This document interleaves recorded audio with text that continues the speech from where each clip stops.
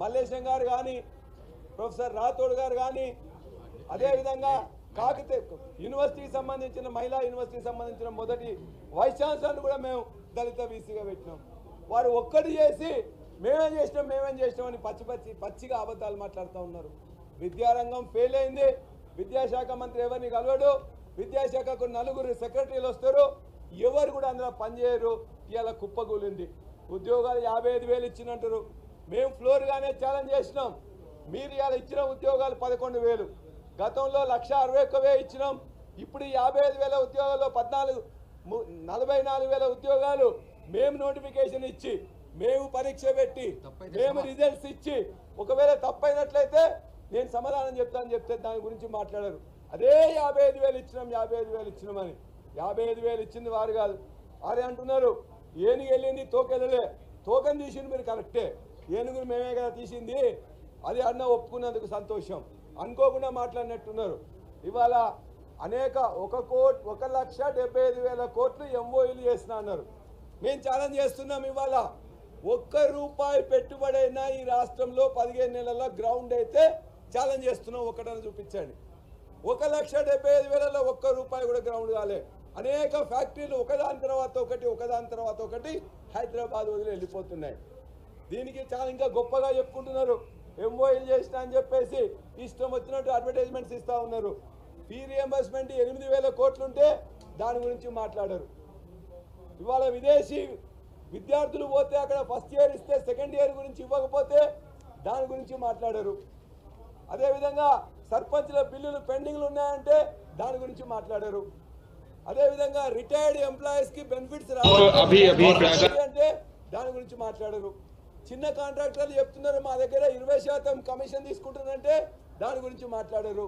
మీ ఎమ్మెల్యేలే 10 మంది సమావేశం పెట్టి మా దగ్గర 30% భూమి కోసం తీసుకుంటుందంటే దానికోసం మాట్లాడారు. మరి దేని గురించి మాట్లాడతారు? ఇవన్నీ వదిలిపెడతారు. కేసీఆర్ గారి మీద మాట్లాడుతుంటారు. కేసీఆర్ గారిని అవమానపరుస్తారు, తిడతారు. మళ్ళీ పైనుంచి మేమేదో తిట్టలేదని చెప్పేసి తప్పించుకునే ప్రయత్నం చేస్తారు. కృష్ణా జిల్లాల గురించి ఒక అర్ధగంట మాట్లాడిండ్రు. కృష్ణా జిల్లాలకు డికే అరుణ గారు, మల్లు రవి గారు, మిగతా వాళ్ళందరూ కృష్ణా జిల్లాలో కొట్లాడితే అప్పుడు రేవంత్ రెడ్డి గారు చూస్తుంటే కేసీఆర్ గారు మొత్తం అప్పచెప్పిందట. మొత్తం జనం నవ్వుతారు. ఇవాళ ఈ రాష్ట్రంలో అది కృష్ణా జిల్లాలైనా గోదావరి జిల్లాలైనా ఒక ఔన్స్ అంటే ఏంది, ఒక టీఎంసీ అంటే ఏంది, ఒక క్యూసెక్ అంటే ఏంది, మొత్తం కూడా ఈ యొక్క జాగ్రఫీ తెలిసిన వారు, ఒక తెలంగాణ హిస్టరీ క్రియేట్ చేసిన వాళ్ళు ఇవాళ కూడా 2 టీఎంసీల నీళ్లు కృష్ణా దగ్గర నుంచి వెళ్ళిపోతున్నాయి. 10,000 క్యూసెక్ల నీళ్లు ఇలా నాగార్జున సాగర్ రైట్ కెనాల్ నుంచి వెళ్ళిపోతున్నాయి. శ్రీశైలం నుంచి వెళ్ళి 1 టీఎంసీ పని వెళ్ళిపోతున్నది. వాళ్ళకు రావాల్సిన దానికంటే ఇప్పటికే ఎక్కువ తీసుకున్నారు. మనకు రావాల్సిన 100 టీఎంసీల నీళ్ళని తీసుకోవడానికి ప్రభుత్వానికి చేత కావట్లే. నాగార్జున సాగర్ డ్యామ్ని అధీనంలో తీసుకోవడానికి ప్రభుత్వానికి చేత కావట్లే. కేంద్రాన్ని కేఆర్ఎంబీలో ఒప్పించడానికి ప్రభుత్వానికి చేత కావట్లే.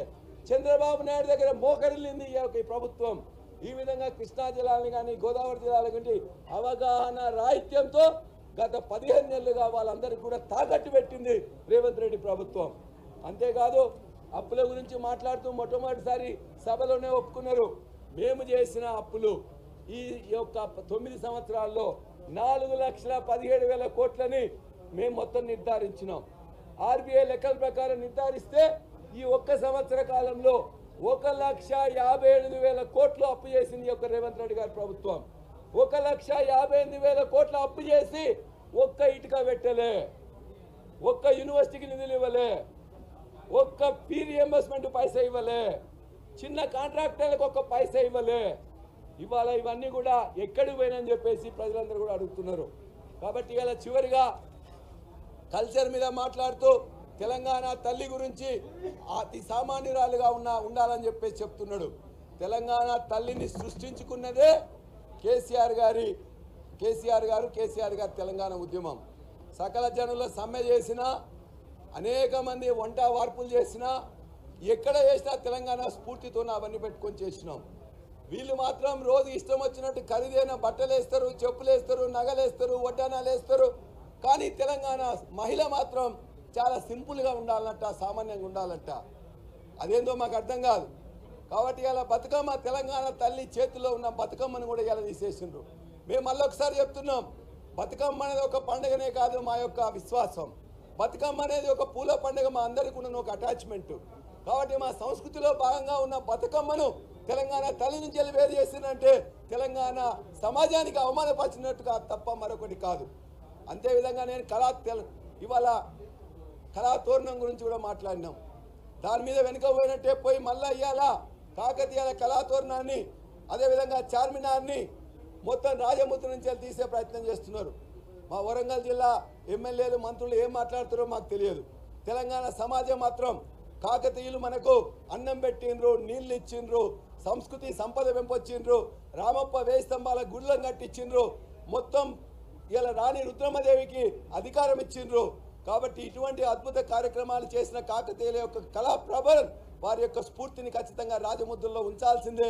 దాన్ని తీస్తే మాత్రం ఖచ్చితంగా చెప్తున్నాం, ఈ యొక్క ఆత్మగౌరవం దగ్గర తెలంగాణ ప్రజలు ఏనాడు వెనుకబోరు. మరలా తెలంగాణ తల్లి కావచ్చు, టీఎస్ ప్లేట్ కావచ్చు, అదేవిధంగా ఇవాళ మీరు చేద్దాం అనుకున్న తెలంగాణ ఏదైతే